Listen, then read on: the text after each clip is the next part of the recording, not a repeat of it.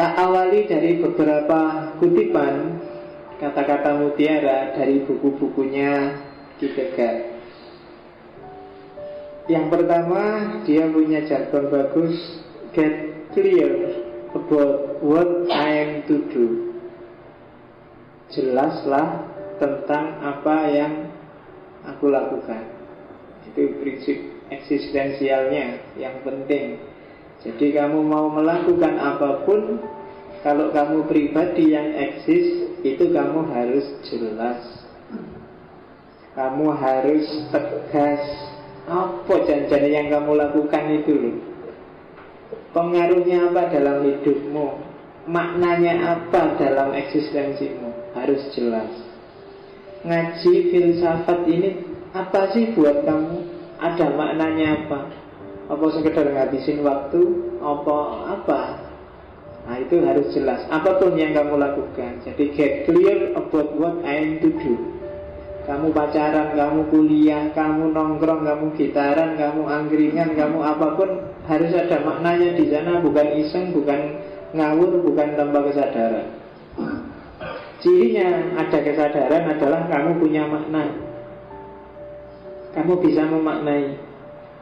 Cirinya tidak ada kesadaran adalah kamu nggak ngerti, tidak tahu menahu. Kalau ditanya bingung.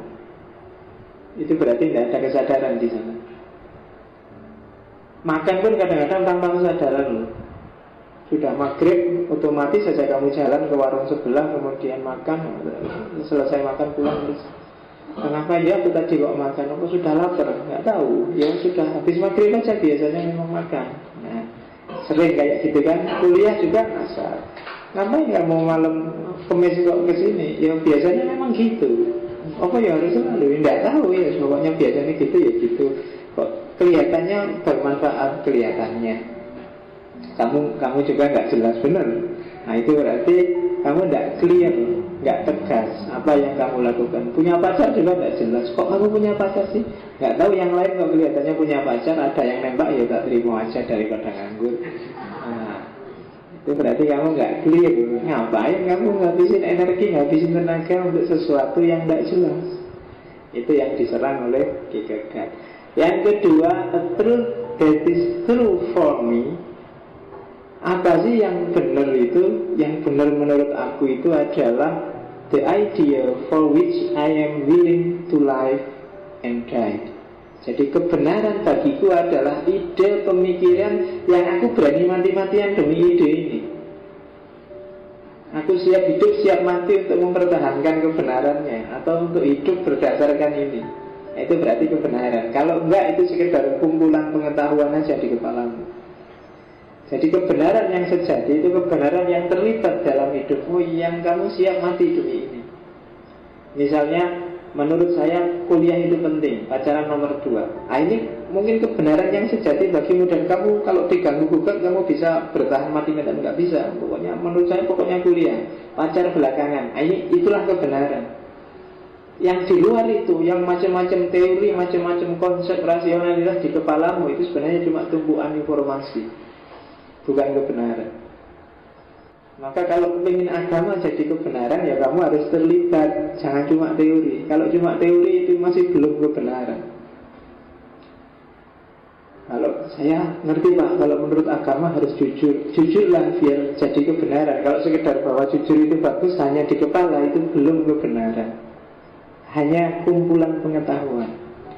Menurut saya tahajud itu bagus Pak, untuk kesehatan, untuk kamu tahajud enggak Pak. Nah itu belum kebenaran, itu masih pengetahuan. Untuk jadi kebenaran, ya tahajudlah. Jadikan dia terlibat dalam hidupmu.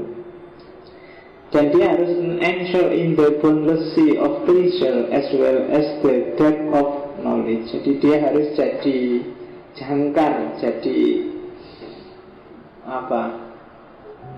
pesandaran terhadap lautan kesenangan dan kedalaman pengetahuan.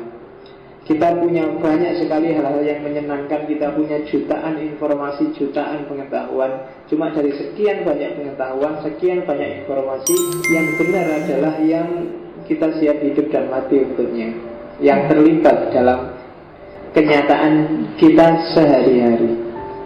Tidak ada gunanya semua pengetahuanmu, tidak ada gunanya semua aktivitasmu kalau ternyata itu hanya sambil lalu, tidak bermakna dan kamu sendiri juga abai. Yang ketiga, nanti ini akan dijelaskan detail di belakang.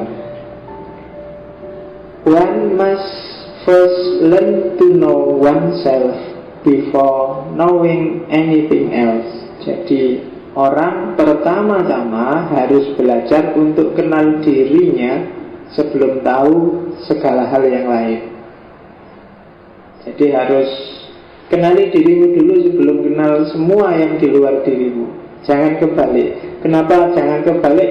Karena kamu itu hardware-nya, kamu itu flash disk-nya.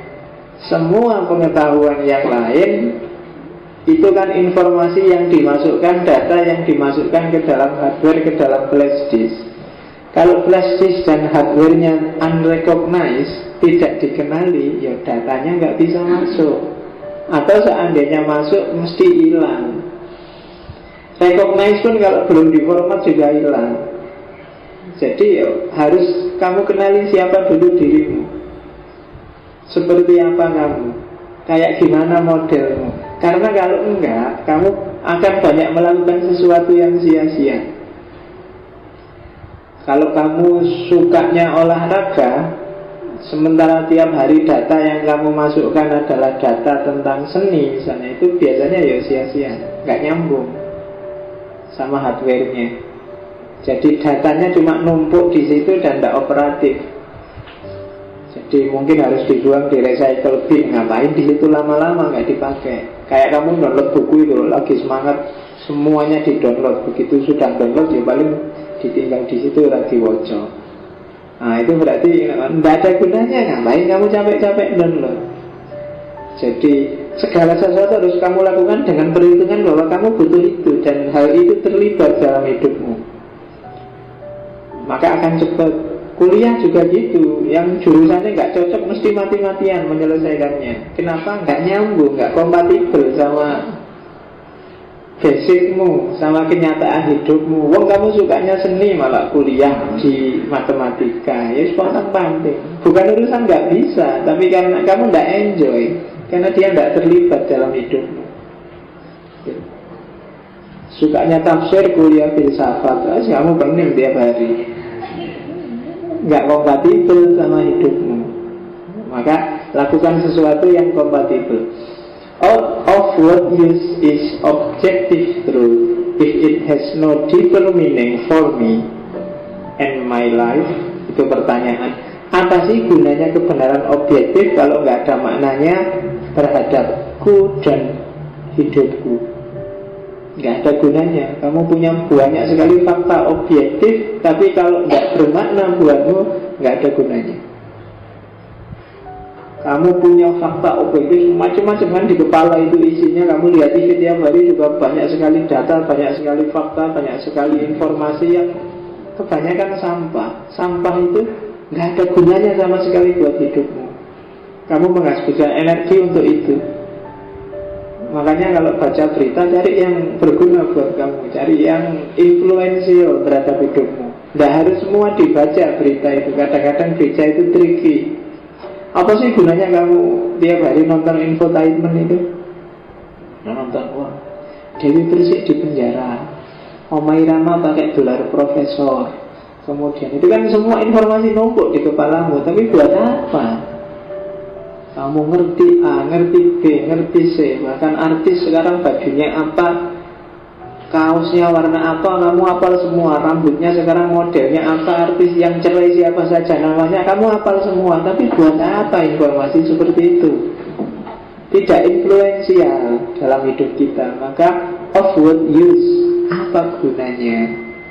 Nah, kamu kuliah juga gitu. Biar bisa menikmati kuliahmu, kamu harus tahu arahnya mata kuliah, arahnya ilmu yang sedang kamu kaji. Kamu belajar filsafat, apa sih gunanya ngaji filsafat? Apa sih gunanya kuliah tafsir? Apa sih gunanya kuliah dakwah? Apa sih gunanya kuliah adab? Kamu harus ngerti arahnya. Kamu harus bisa memaknai. Kalau tidak bisa, maka akan jadi beban. Tidak ada gunanya buat hidupmu. Nah, itu nanti teori eksistensinya Kierkegaard.